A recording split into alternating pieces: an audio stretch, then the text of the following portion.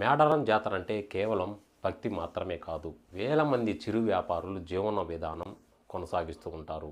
ఈ మధ్య కోవా బన్ చుట్టూ జరుగుతున్న ప్రచారం చూస్తుంటే ఒక చిన్న సందేహం వస్తుంది. ఏంటంటే కొన్ని వందల కోట్లు టర్నోవర్ చేసే పెద్ద పెద్ద కంపెనీలు ఫుడ్ క్వాలిటీ విషయంలో లేని ఇన్ని నిబంధనలు కేవలం ఇలాంటి సీజన్ కోసం నమ్ముకొని వచ్చే ఈ చిరు వ్యాపారుల మీద ఎందుకు ఇంత క్షేత్రస్థాయి పక్షపాతం అనే విషయం మీద నేను అడుగుతున్నా. కోవా బన్ అనేది మేడారంలో కొన్ని దశాబ్దాలుగా వస్తున్న ఒక సంప్రదాయమైన చిరుతిండి. పెట్టుబడి, అదేవిధంగా అప్పులు తెచ్చి రోడ్డు పక్కన చిన్న షెడ్లు వేసుకొని అమ్ముకునే వారు ఎందరో పొట్టకొట్టడం ఇది చాలా తప్పు. అక్కడ వాతావరణం, కోట్ల మంది జనం, దుమ్ము, ఎండ మరియు నిరంతర జనసందోహం మధ్య 100% స్టెరిలైజ్డ్ వాతావరణం సాధ్యమా నేను అడుగుతున్నా. అతి తక్కువ ధరకు సామాన్యుడికి అందుబాటులో ఉండే ఈ బండ్ల మీద స్టార్ హోటల్ స్థాయి ప్రమాణాలు ఆశించటం ఎంతవరకు సమంజసమని మేము అడుగుతున్నాం. ఏంటంటే తప్పును సమర్థించటం లేదు, కానీ ఒక్కరు చేసిన పొరపాటుకు ఆ వ్యాపారాన్ని మొత్తం కించపరచడం ఎంతవరకు కరెక్టు? ఎక్కడో ఒక చోట బూజు పట్టిన బన్ తీసుకొచ్చి మేడారం అంతా కల్తీ జరుగుతుందనటంలో ప్రచారం చేయడం వల్ల వేల మంది పొట్ట కొట్టినట్టు అవుతుంది. ఫుడ్ సేఫ్టీ అధికారులు కేవలం దాడులు చేసి భయపెట్టడం కంటే ఈ చిన్న వ్యాపారులకు పదార్థాలను ఎలా నిల్వ చేయాలి అనే అవగాహన ముందే కల్పించుంటే బాగుండేది. వీరు కార్పొరేట్ మోసగాళ్ళు కాదు. ఎందుకంటే జాతర 4 రోజులు కష్టపడితే ఏడాది మొత్తం వాళ్ళు ఇంటిల్లపాది జీవనం గడుస్తుంది.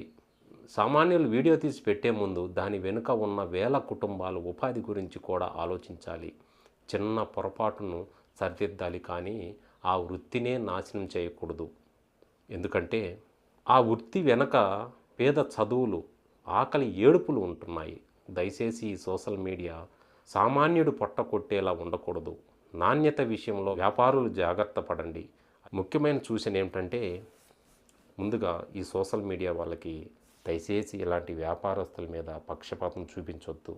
ఎందుకంటే మీ యొక్క వ్యూస్ కోసం ఇలాంటి వాళ్ళని పొట్టకొట్టొద్దు.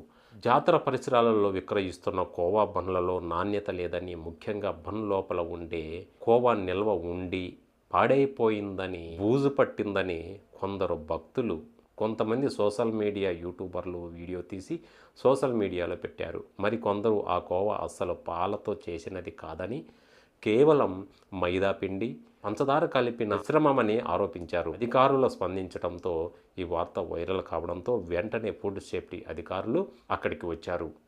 ఏది ఏమైనా ఇలాంటి జాతరలకు వెళ్ళే భక్తులు కొన్ని జాగ్రత్తలు తీసుకోవటం చాలా మంచిది. ముందుగా ఒక బన్ననే కాదు, ఏదైనా కొనే ముందు తాజాగా ఉందో లేదో చూసుకోండి. అలాంటి వస్తువులపైన బూజు పట్టినా లేదైనా ఒక డస్ట్గా ఉన్నా అసలు తినకండి. వీలైనంత వరకు వేడిగా ఉండే పదార్థాలకే ప్రాధాన్యత ఇవ్వండి.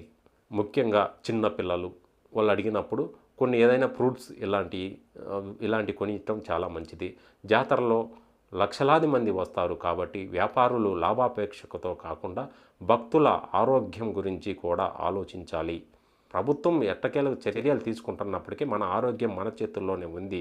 బీ కేర్ఫుల్ అండ్ జై హింద్. ఈ వీడియోకి మీ యొక్క అమూల్యమైన కామెంట్ను తెలుపుతారని ఆశిస్తున్నాను. జై హింద్.